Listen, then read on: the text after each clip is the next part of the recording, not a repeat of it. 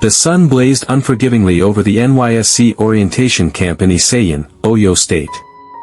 The air was buzzing with chatter, whistles, and the nervous energy of hundreds of fresh graduates clad in white. Among them was Nengi George, a 23-year-old beauty from Bayelsa State with glowing brown skin, a soft oval face, and expressive eyes that carried both innocence and silent determination. Her white shirt clung lightly to her skin as she pulled her box across the dusty camp grounds, sweat trickling down her back. It was her first day, registration day, and the chaos of moving from table to table for biometric verification, document checks, and hostel allocation was overwhelming. Her hair, neatly braided and tucked under her jungle hat, bounced as she moved swiftly from one corner to the next. By the time Nengi reached the waiting area for the final phase of registration, she was exhausted and silently praying for a seat. She spotted an empty space on a bench and made her way toward it. What she didn't realize until she sat down was that she'd just placed herself beside someone who would change her camp experience forever. "Hey there, I hope you don't mind," she said, settling beside him. He looked up from his phone, and for a brief second, Nengi's breath caught. Tolu Adebayo. Dark-skinned, smooth face, trimmed beard, eyes that held mischief and calm at the same time. His white shirt fit snugly over a toned chest. He flashed a half-smile that could melt butter under the sun. "Not at all," he replied, voice deep and smooth. "You look like you've had enough of the process already." She chuckled. "It feels like we've been marching since we entered this gate." That broke the ice. They talked about their universities. She schooled in Uniport, he was from OAU. They compared the food rumors they'd heard about camp, laughed about the strict soldiers, and exchanged names. But just when the conversation was beginning to build a rhythm, a soldier barked, "Corpor. Next, move to your hostels now." Nengi's heart dipped. "I guess we'll have to continue this just later," she said, rising slowly, reluctant to leave. Tolu nodded, smiling. "See you around, Nengi." That night, Nengi couldn't sleep. The foam mattress in her female hostel bunk was thin, her room smelled of disinfectant and sweat, and the noisy chatter of other female corps members didn't help. But it wasn't those things that kept her eyes wide open. It was him. That smile, those eyes, that smooth voice that rolled over her like a familiar song. She didn't even get his platoon. What if she never saw him again? Morning came with the blast of a bugle. Corps members were herded out to the parade ground like schoolchildren. As Nengi stood in line for Platoon 2, her eyes scanned the sea of white for any sign of him. Then she saw him. Standing tall, arms folded and talking to another guy in Platoon 8. He was laughing about something, his face animated and bright. Nengi smiled to herself. "He's here." The camp commander blew the whistle and the parade began. But Nengi's mind wasn't on the commands. It was on the thought of approaching him again. Would he remember her? Would they get a chance to talk? Would this camp become more than drills, dust, and dull food? That afternoon, just after lunch and under the shaded canopy near the Mammy Market, she spotted him again, alone this time. Nengi drew in a breath and walked up to him. "Platoon 8 guy," she said with a grin. He turned, eyes lighting up. "Uniport girl." And just like that, the spark reignited. But Nengi had no idea, this spark was about to set her whole world on fire.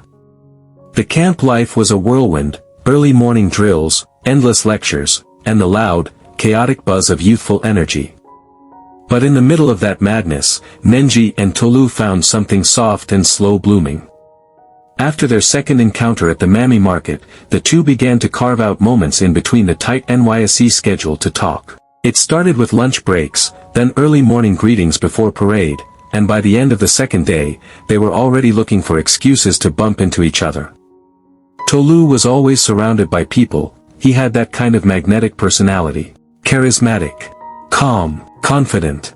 Yet, somehow, he always made time for Nengi. Whenever she walked by, his eyes would find her like they had a compass that pointed only in her direction. But the real shift happened on the fourth night. It was the night of the orientation fire camp briefing. Everyone was gathered near the parade ground. The sky was a dome of stars, and the firewood crackled softly in the center of the circle.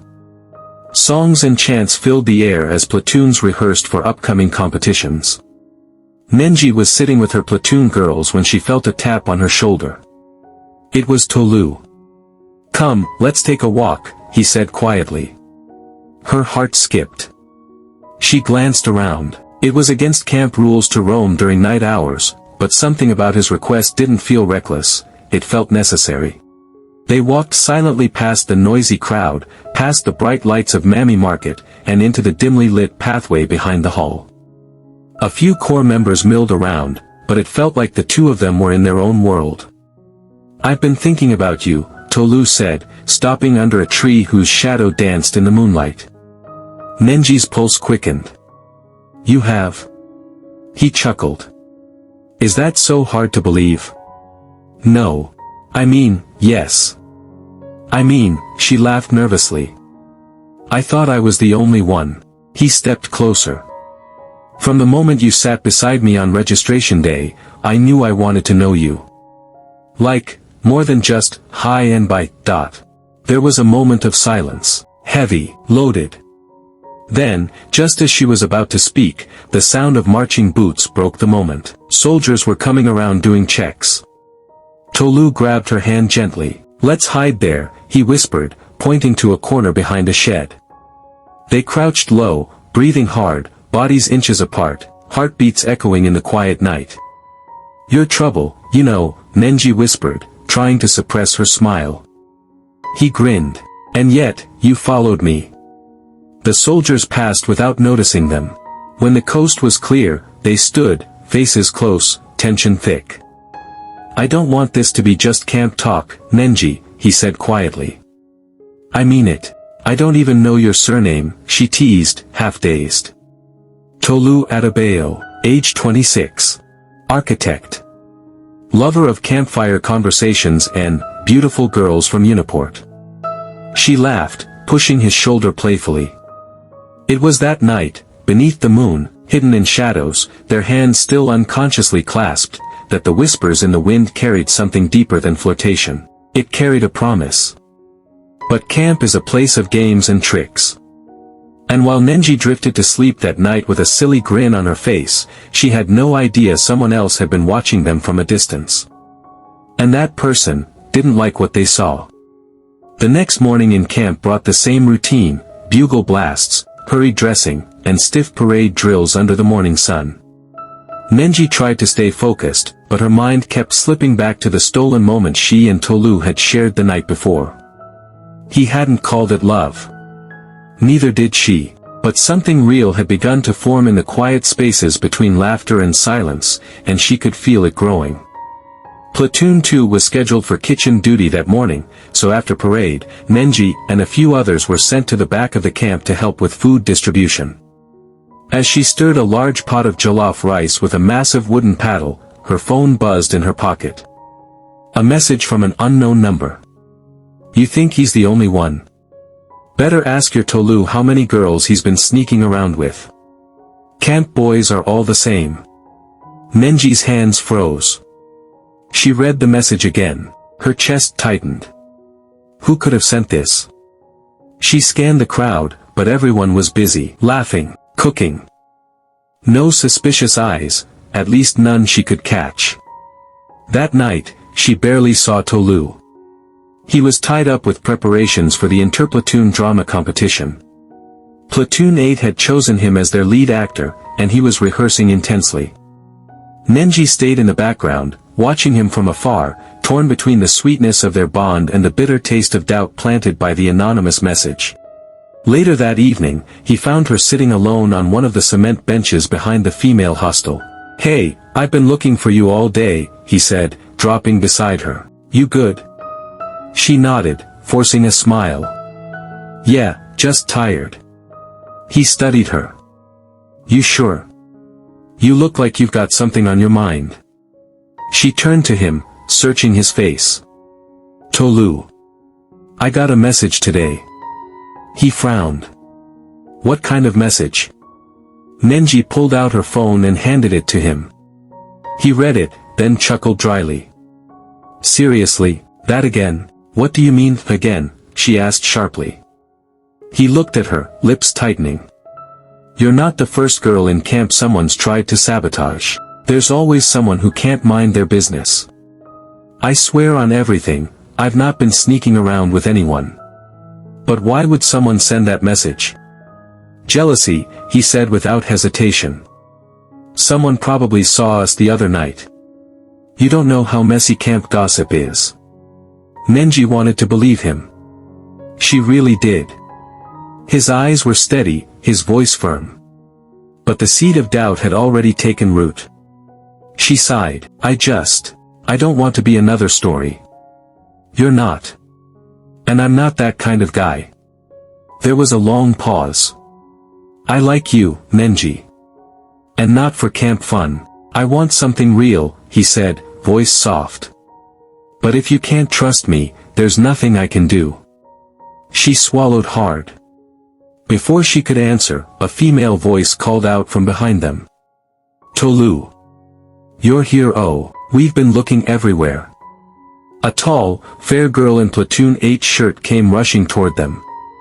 We need to rehearse now. Tolu sighed. Give me a minute, Bimbo. Bimbo glanced at Nengi, smirking slightly.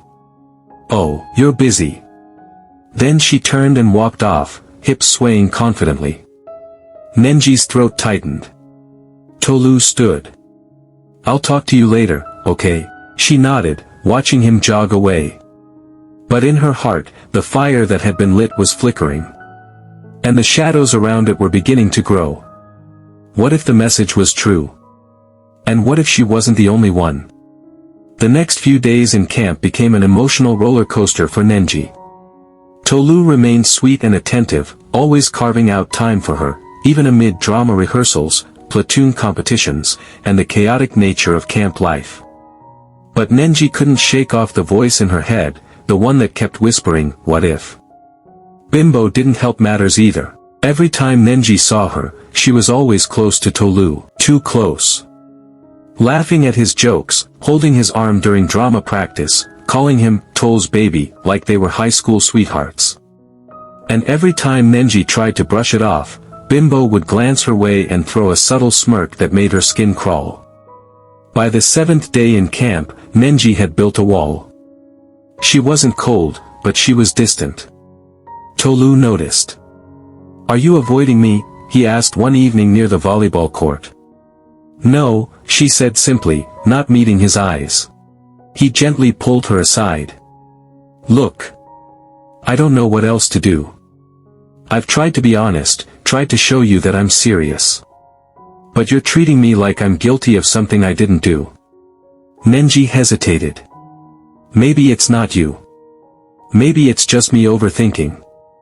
No, it's not you, a voice said suddenly from behind. They both turned, and there was Bimbo. She was holding her phone, a wicked smile dancing on her lips. I'm the one who sent that message, she said. The world around Nengi froze. Bimbo stepped closer, eyes glinting. I knew you'd crack eventually. You're too soft for someone like him. Tolu blinked. What the hell are you talking about? I like you, Tolu.